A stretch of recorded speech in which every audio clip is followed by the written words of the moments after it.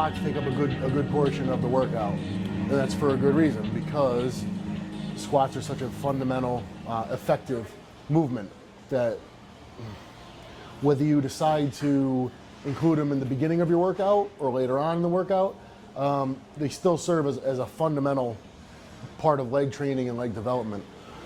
You're able to accomplish something with squats that it doesn't seem, it just doesn't seem possible to accomplish with other movements, and that is you're not necessarily isolating your quads, at least the way that I choose to do them. It's not to necessarily isolate the quads, but it's to work the lower body and possibly even the body as a whole. The way I like to squat, it involves the glutes, it involves the hamstrings, it involves the quads. Of course, it's going to work your back. I choose, as of late, to most of the time begin my leg training, by doing other movements first. Reason being, if I come in and I decide to squat cold, things are just too stiff, they're not warmed up enough, and I don't find that I get the most out of it. Versus if I come in and whether I leg press first, hack squat first, whatever it may be, naturally all the muscles are warmed up, things are looser, and my mechanics are much, much better when I squat. And that really, I think, is the key to a safe and effective squat, is proper mechanics. Because if you're not using your body right, if things aren't firing the way they should, if you're using the wrong muscles, if you're pushing with the wrong parts of your feet, not only is the movement not going to be as effective, but over time you're likely going to get hurt. I learned pretty early on that it was more beneficial and safer for me to squat with a wider stance. Once I started doing that, my leg development improved, my knees no longer hurt, and my back felt better as well.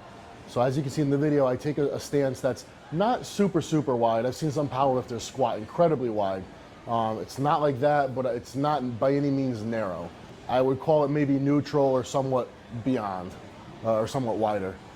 You'll notice that I squat without sneakers. Reason being, I generally wear like a running type sneaker, and I don't feel that it's suitable for squatting because they're soft, they're squishy, they'll roll to one side or the other, and I want to feel as stable as possible. For a while, I squatted wearing like a flat sole wrestling shoe, and that was better than a sneaker. And then I found that just squatting just in my socks was better than any of them, because it allowed me the most contact with the floor. It enabled me to feel the movement most, to know exactly which part of my foot I'm pushing with, to be most conscious of that. I would recommend to anyone out there watching who's a beginner to really make every effort to master the basic movements, squat being one of them. Bench press, deadlift, and squat are probably the three most fundamental movements.